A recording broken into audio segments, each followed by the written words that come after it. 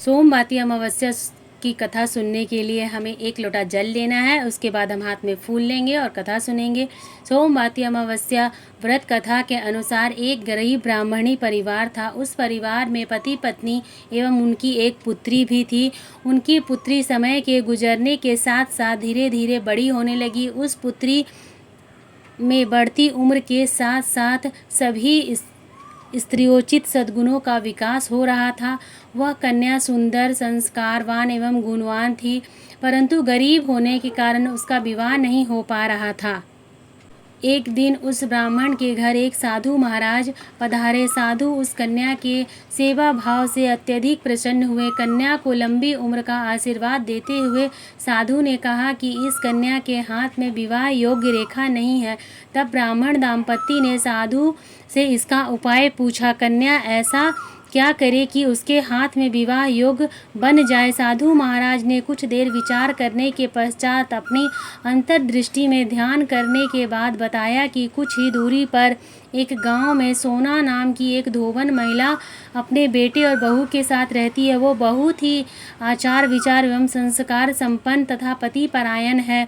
यदि यह कन्या उस धोबन की सेवा करे और वह महिला इसकी शादी में अपनी मांग का सिंदूर लगा दे तथा इसके बाद इस कन्या का विवाह हो जाएगा और इस कन्या का वैध योग मिट जाएगा। साधु ने यह भी बताया कि वह महिला कहीं बाहर आती जाती नहीं है।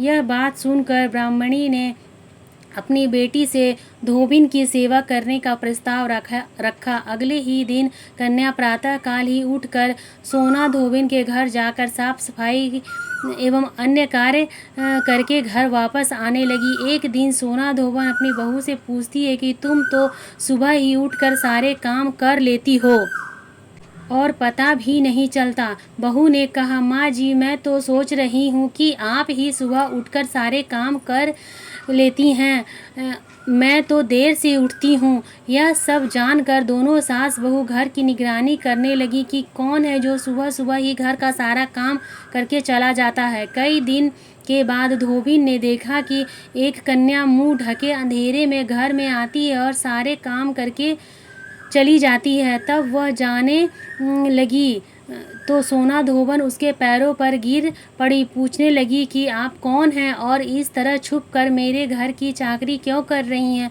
तब कन्या ने साधु द्वारा कही गई सारी बात बताई। सोना धोबन पति परायण थी, तब उसमें तेज था, वह तैयार हो गई। धोबिन के पति थोड़ा अस्वस्थ थे। उसने अपनी बहू से अपने लौट आने तक घर पर ही रहने को कहा। सोना धोबन ने जैसे ही अपनी मांग का सिंदूर उस कन्या की मांग में लगाया, सोना धोबन का पति मर गया। उसे इस बात का पता चल गया। वह घर से निर्जला ही चली थी। वह सोचकर ही रास्ते में कहीं पीपल का पेड़ मिलेगा तो उसे भंवरी देकर और उसकी परिक्रमा करके ही जल ग्रहण करेगी। उस दिन सोमवती अमावस्या थी। ब्राह्मण के घर मिले पुए पकवान की जगह उसने ईंट के टुकड़ों से 108 बार भंवरी देकर 108 बार पीपल की पेड़ की परिक्रमा की और उसके बाद जल ग्रहण किया। ऐसा करते ही उसके पति के मृत शरीर में जान वापस आ गई। धोबिन का पति फिर से जीवित हो उठा। धार्मिक मान्यताओं के अनुसार जिस दिन सोमवार और अमावस्या तिथि हो उसे सोमवती अमावस्या कहते हैं। इस दिन पितरों का तर्पण कर दान पुण्य का विशेष महत्व है। इस दिन पीपल के पेड़ की पूजा व 108 परिक्रमा करना चाहिए। इस दिन परिक्रमा में पैसा, फूल, मिठाई आदि चढ़ानी चाहिए। बच्चों को फल तथा मिठाइयाँ बांटने से विशेष फल मिलता है। इस व्रत को सुहागिन स्त्रियाँ अपने पति की व पुत्र की दीर्घायु के लिए, अखंड सौभाग्य के लिए करती हैं। इसके साथ हमें गणेश जी की भी कथा सुननी चाहिए। तो आइए हम गणेश जी की कथा सुनते हैं। एक बार भगवान गणेश बाल रूप में चुटकी भर चावल और चम्मच में दूध लेकर पृथ्वी लोक में निकले। वे सबको अपनी खीर ने को कहते जा रहे थे, पर सबने उनकी बात को अनदेखा किया। इसी दौरान एक गरीब बुढ़िया ने उनकी खीर बनाना स्वीकार कर एक भगोना चूल्हे पर चढ़ा दिया। इस पर गणेश जी ने घर का सबसे बड़ा बर्तन चूल्हे पर चढ़ाने को कहा। बुढ़िया ने बाल लीला समझते हुए घर का बड़ा भगोना उस पर चढ़ा दिया। कुछ देर में ही एक चमत्कार हुआ। गणेश जी के दिए चावल और दूध बढ़ गए और पूरा भगोना उससे भर गया। इसी बीच गणेश जी नहाने के बाद खीर खाने की बात कहते हुए वहाँ से चले गए। पीछे से बुढ़िया ने पोते पोती आए तो भूख लगने पर बुढ़िया ने उन्हें वह खीर खिला दी। खीर बनते देख रही पड़ोसन को भी बुढ़िया ने कटोरी भरकर खीर दे दिया।